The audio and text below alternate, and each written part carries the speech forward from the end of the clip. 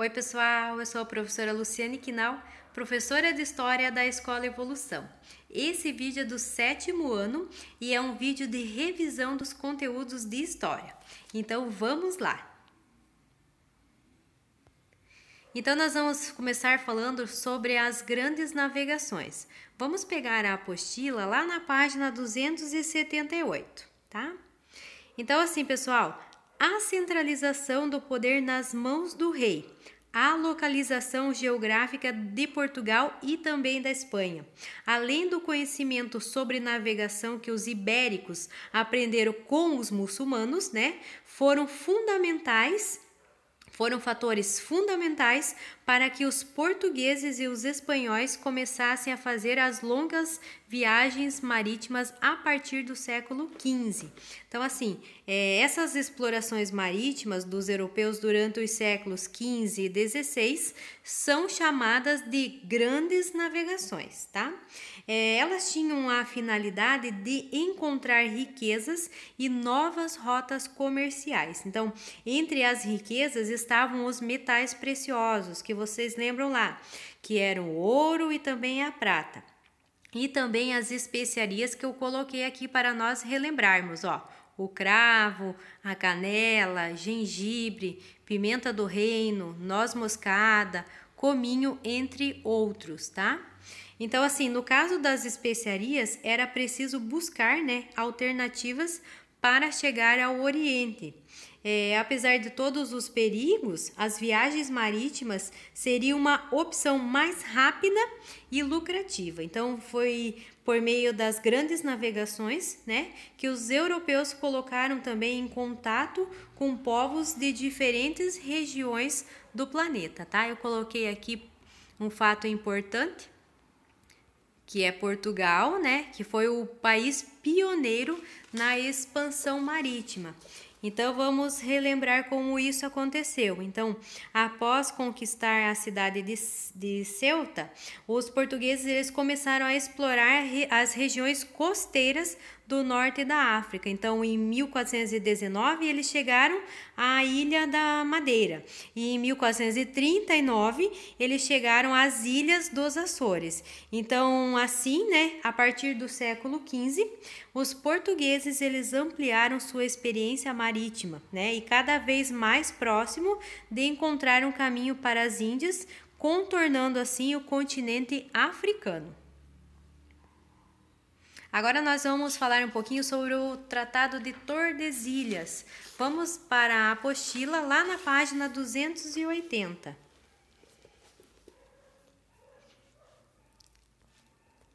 Então, pessoal, para legitimar a posse das terras encontradas, os governantes espanhóis eles se valeram da autoridade da Igreja Católica e daí no ano de 1493 foi promulgada a Bula Intercoeteira, que era um documento aprovado pelo Papa Alexandre VI, que estabelecia uma linha imaginária de 100 léguas a oeste das ilhas de Cabo Verde. Então, de acordo com esse documento, todas as terras a oeste dessa linha pertenciam à Espanha, Então, insatisfeito com essa medida, Dom João II, que era o rei de Portugal, ele procurou negociar com os reis espanhóis um tratado que garantisse benefícios para os portugueses. Então, no ano lá de 1494,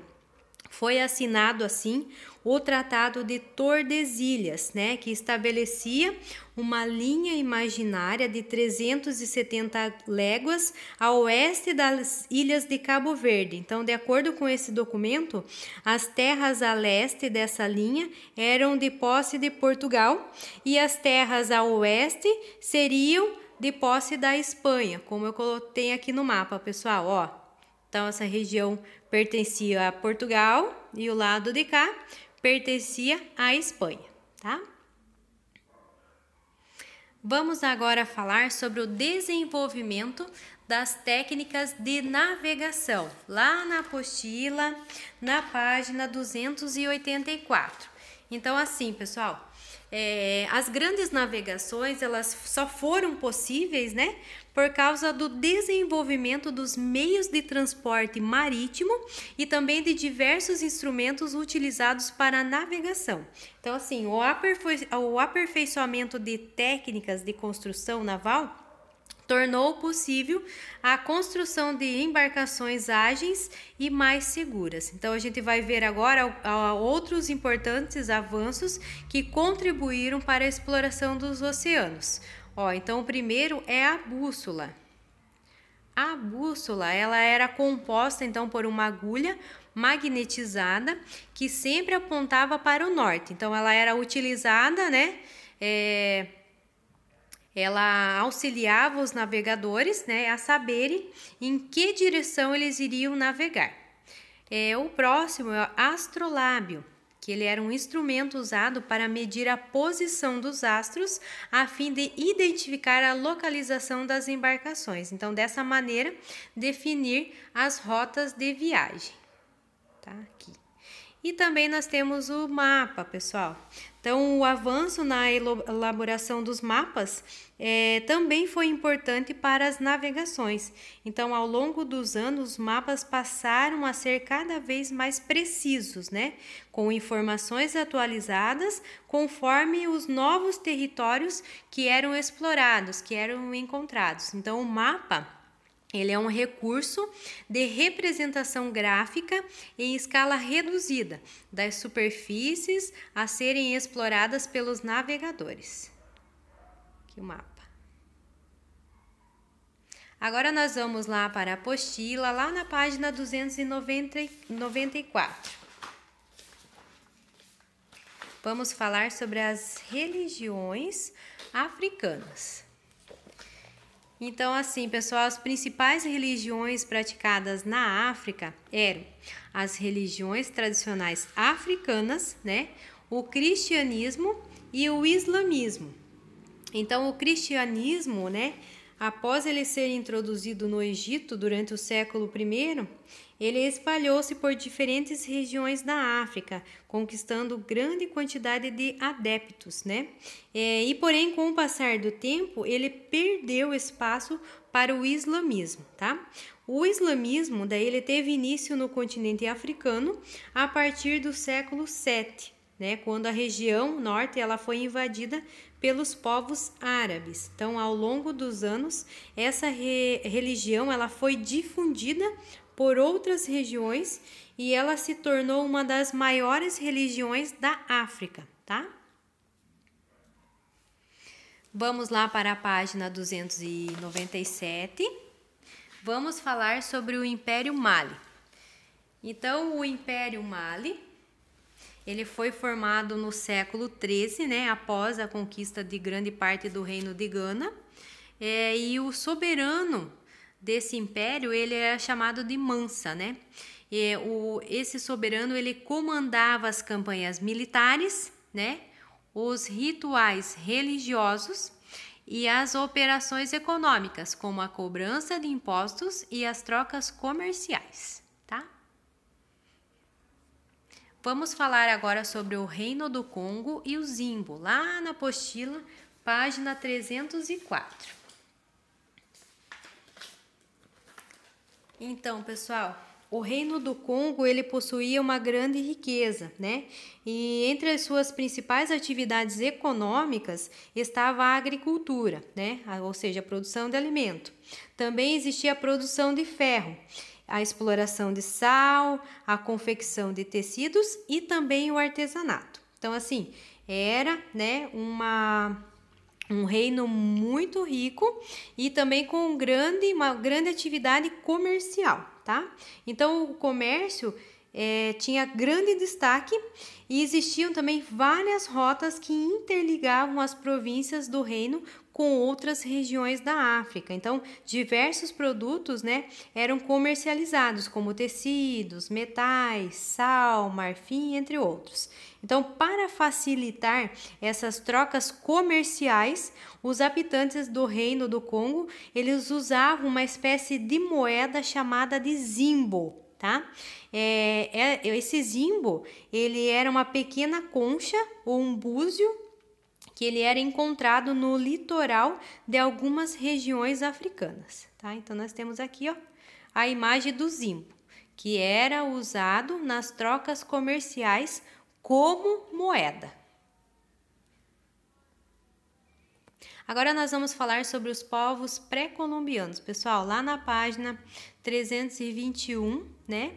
E vamos relembrar então. Três povos pré-colombianos que desenvolveram importantes civilizações.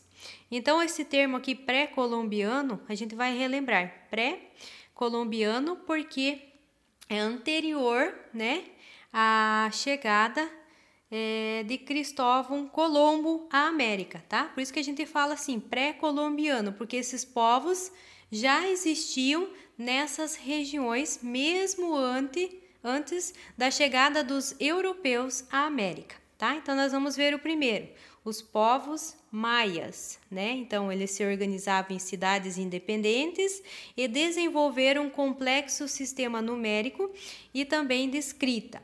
Os astecas, eles eram formados por povos guerreiros que constituíram um grande império na região do México.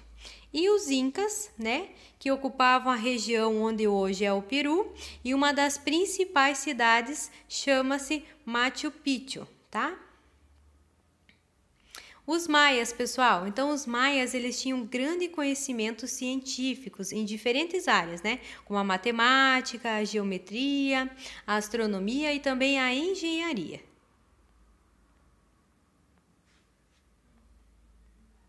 Então eles desenvolveram um sistema numérico e um sistema de escrita.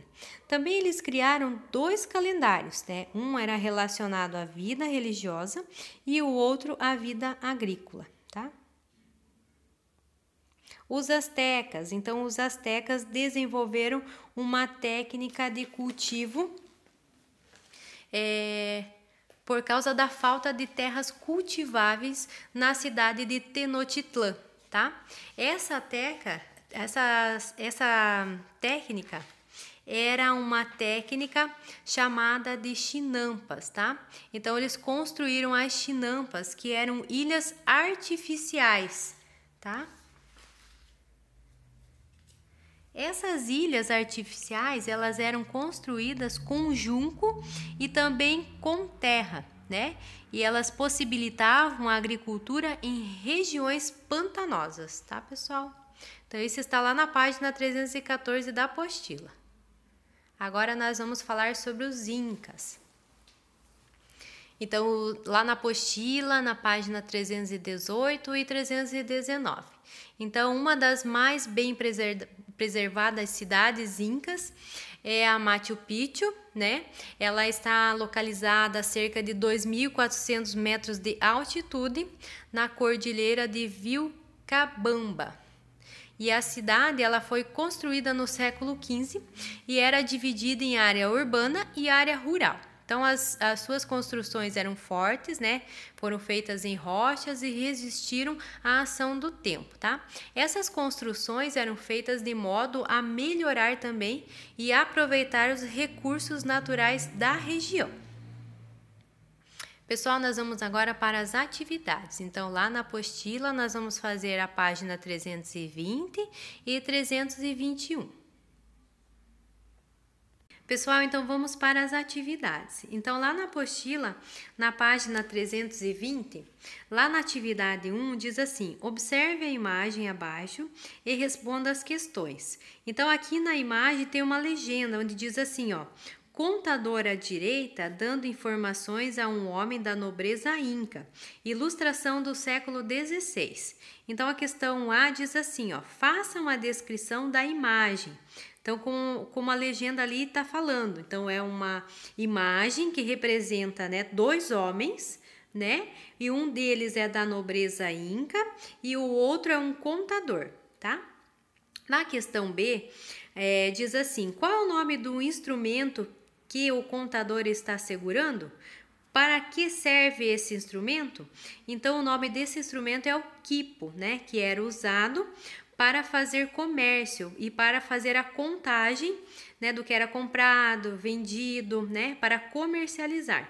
Então, o quipo, ele é um instrumento que ele é usado para fazer cálculos matemáticos. Ele é como se fosse uma calculadora hoje em dia, tá?